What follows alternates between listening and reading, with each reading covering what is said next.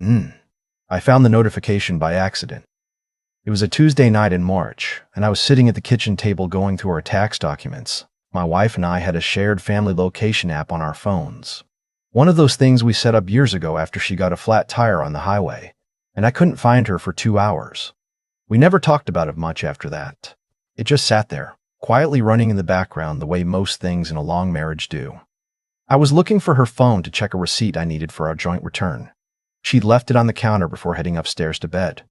I picked it up and the screen lit up. There was a push notification from the location app. A check-in summary it auto-generates every Sunday. I almost put it back down, but one line stopped me. Sunday, March 9th. Ridgewood Inn and Suites, Clarksville, TN. 11:42 a.m. to 7:17 p.m. I stood there in the kitchen for a long time. That Sunday, my wife had told me she was driving up to see her college roommate who just had knee surgery. She'd kissed me on the cheek, told me she'd be back by dinner, and asked me to pick up our son from his baseball practice. I remembered it clearly because it rained that afternoon and I'd sat in the parking lot for 40 minutes waiting for practice to end early. Clarksville is 45 minutes north of Nashville, where we live.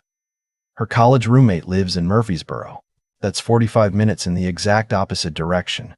I set the phone back down. I walked to the sink and ran the cold water and stood there with my hands under it for a while. Then I went back to the table and sat down with the tax papers in front of me. I didn't do anything with them.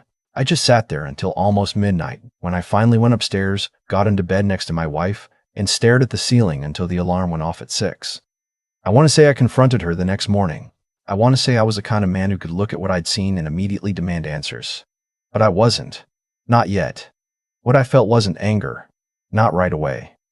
It was more like that feeling you get when you're driving and you suddenly realize you've gone miles without remembering any of it. A kind of dissociation. Like the ground had shifted very slightly, and everything that was standing on it was still upright, but just barely. My wife and I had been married for 11 years. We have a 9-year-old son named Cooper. I work in commercial insurance. I've been with the same firm for 14 years, regional manager now. My wife teaches second grade at an elementary school 20 minutes from our house. We have a house with a big backyard and a dog named Biscuit, and we go to her parents' place in Florida every Thanksgiving. That was our life. That was what I thought our life was. I spent the next 3 days saying nothing. I watched her carefully, not in a suspicious, paranoid way, but the way you watch something you've always taken for granted once you realize you might lose it. The way she laughed at something on her phone while making coffee. The way she reminded Cooper to brush his teeth twice. The way she asked me if I wanted her to pick up anything from the grocery store. All of it looked the same as it always had. That was almost the hardest part. On Thursday, I called my older brother. He's 10 years older than me, and he's been through a divorce. Not for the same reason, but he's the kind of man who doesn't panic and doesn't judge. I told him what I'd seen. He was quiet for a moment, and then he said, "Before you do anything, make sure you know what you're actually dealing with. Don't assume, and don't tip your hand until you're ready." That was the advice that changed everything about how the next few weeks went. I didn't download her texts. I didn't go through her email. I didn't follow her. What I did instead was go back through the location app history, which, because we'd both left it running and never audited it, had months of data sitting in it. I told myself I was just looking for patterns. What I found was this. Every Thursday for the past 4 months, between 11:30 a.m. and 2:30 p.m., her location showed a place called the Magnolia Garden Suites on the east side of Nashville. Thursdays were her early release days at school. She usually got home around 30:15 and told me she'd stayed late for a staff meeting or stopped to run errands. 4 months. 16 Thursdays. I remember doing the math on that and having to get up from my desk and walk down to the parking garage at work and just stand there for a while. It's one thing to suspect something happened once. It's another thing entirely to look at a calendar and realize there was a schedule. The following Tuesday, I called a private investigator. I found him through a referral from a family law attorney whose name I'd gotten by Googling divorce lawyers in Nashville and calling the first 3 until one of them picked up the phone. I wasn't planning to file for divorce. I didn't know what I was planning, but I knew that whatever I was going to do next, I needed to do it with facts and not just a pattern on an app. The investigator's name was Dale. He was a plain-spoken man in his late 50s who'd spent 20 years working investigations for an insurance company. Before going out on his own, he told me what he'd need, what it would cost, and what I should realistically expect. He didn't editorialize. I appreciated that. I told him about the Thursday pattern. He told me to sit tight and let the next Thursday come. I sat tight. The following Thursday, I drove to work like any other day. I sat through a 9 o'clock meeting about quarterly renewals. I answered emails. I ate a sandwich at my desk at noon. At 1:15, my phone buzzed with a text from Dale. It said, "Confirmed. 2 individuals. Do you want photos?" I typed back, "Yes." He sent them 20 minutes later. My wife was in them. She was walking across the parking lot of the Magnolia Garden Suites with a man I recognized immediately. There was no confusion, no moment of not knowing who he was. I knew exactly who he was because I had seen him at our house. I had shaken his hand in my own driveway. I had sat across from him at our dinner table. His name was Kevin, and he was the husband of my wife's closest friend, Diane. Diane and my wife had been friends since Cooper was in kindergarten. They'd met at a school event and hit it off immediately. The kind of fast friendship women sometimes form when their kids are the same age. Diane and Kevin came to our 4th of July cookouts. We went to their daughters' birthday parties. Kevin and I weren't close, but we were friendly. He coached Little League. He seemed like a decent guy. I sat in my car in the parking garage at work and looked at those photos for a long time. And then I thought about Diane, about what she didn't know, about the fact that she had a daughter who was 7 years old, and a husband who had been spending his Thursday lunch hours at a hotel with my wife. That was the moment the grief became something else. I called Dale back and asked him to keep watching. I wanted documentation. Not to hurt anyone, but because I needed to understand the full shape of what I was dealing with. He confirmed 3 more Thursdays over the following 3 weeks. He also told me, after some additional checking I'd asked him to do, that Kevin had been paying for the room with a credit card linked to a business account that Diane likely had no access to or knowledge of. I filed that detail away. By the middle of April, I had a folder on my laptop with dates, times, photographs, and location records going back 4 months. I had the name of a divorce attorney, and I had a conversation I needed to have with my wife that I had been preparing for, quietly and carefully, for 5 weeks. I also had a decision to make about Diane. I thought about that for a long time. Part of me felt like it wasn't my business. Part of me felt like if the situation were reversed, if I were Kevin's position and Diane were in mine, I would want to know, not because the knowledge would make anything easier, but because I would deserve to know the truth about my own life. I believe people deserve that. I called Diane on a Wednesday afternoon from my car, parked outside a coffee shop I'd never been to. I told her I had something difficult to tell her and asked if she could meet me somewhere private. She heard something in my voice and said she could be there in 20 minutes. I showed her the photographs. I showed her the location history. I let her sit with it and I didn't say anything while she did. She cried. She didn't ask me if I was sure. She just looked at the dates and the times and the photographs, and she cried very quietly for about 10 minutes. Then she looked up at me and said, "How long have you known?" I told her 5 weeks.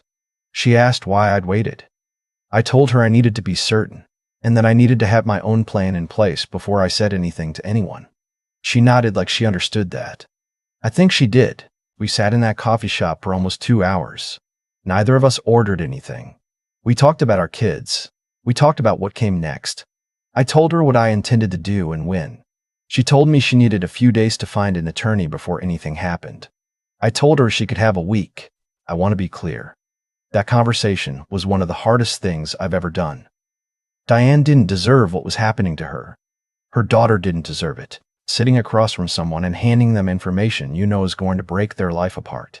Even when it's the right thing to do is not something you walk away from feeling good about. You walk away feeling like someone turned a light on in a room and now you can both see everything clearly, and nothing looks the way you thought it did.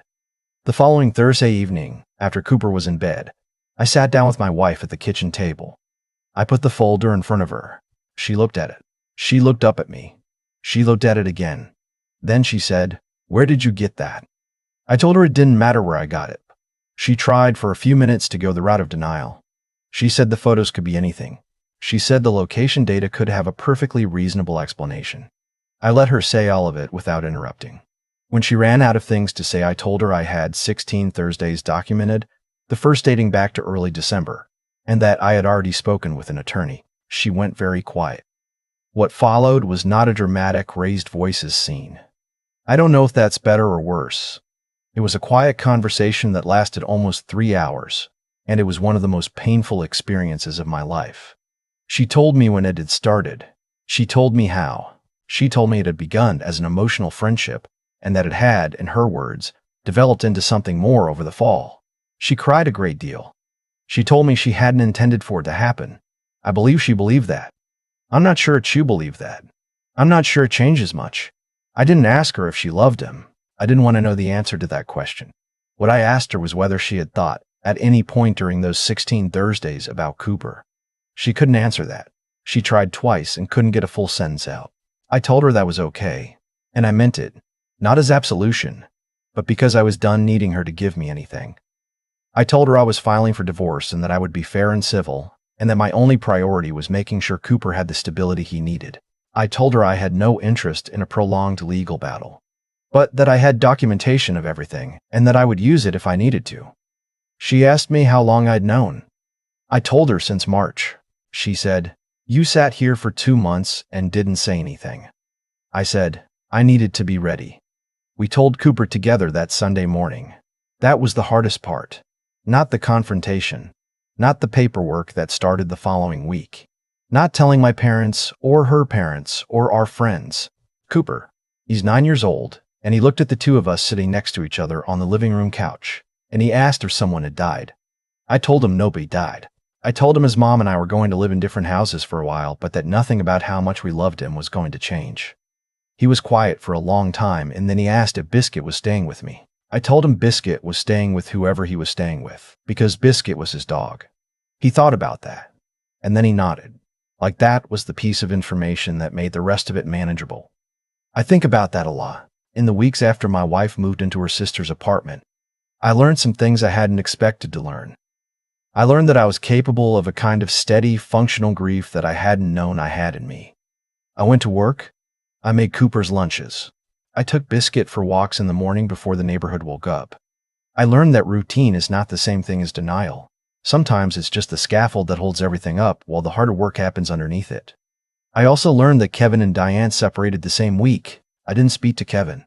I had nothing to say to him, and no particular anger toward him. Not because what he'd done wasn't wrong, but because I found I simply didn't have the energy to maintain anger at someone I barely knew. My wife was the person I had built my life with. She was the one whose absence rearranged every room in my house. I heard, through mutual acquaintances, that my wife and Kevin stopped seeing each other shortly after everything came to light. I don't know if that's true. I don't spend much time thinking about it. What I spend my time thinking about is Cooper, and what I want the next chapter of his life to look like. He sees a therapist now. A cheerful, practical woman who has a lot of books about emotions in her waiting room. He seems to be doing okay. He's resilient in the way that kids are resilient when the adults in their lives stop lying to each other and start telling the truth. It has been almost 8 months since I sat at the kitchen table going through tax papers and picked up the wrong phone at the wrong time. The divorce was finalized 6 weeks ago. The house is still mine and Cooper's for now. Biscuit sleeps at the foot of the bed. I'm not going to tell you that everything happens for a reason, because I don't believe that. I'm not going to tell you I'm fine, because some days I'm not. But I'm going to tell you what my brother told me, back at the very beginning of all of this, when I called him from a parking garage and told him what I'd found. He said, "You can't unknow something, so once you know, the only question is what you're going to do with it." I think about that a lot too. The app is still on my phone. I never deleted it. Some nights Cooper uses it to find me when I'm late getting home from work, and I can see his little icon in the app, moving around the house, kitchen to living room to his bedroom, and I think, there it is. There he is. That he is. There he is. That's the thing that matters. That's the thing I know for certain. And I'm keeping it.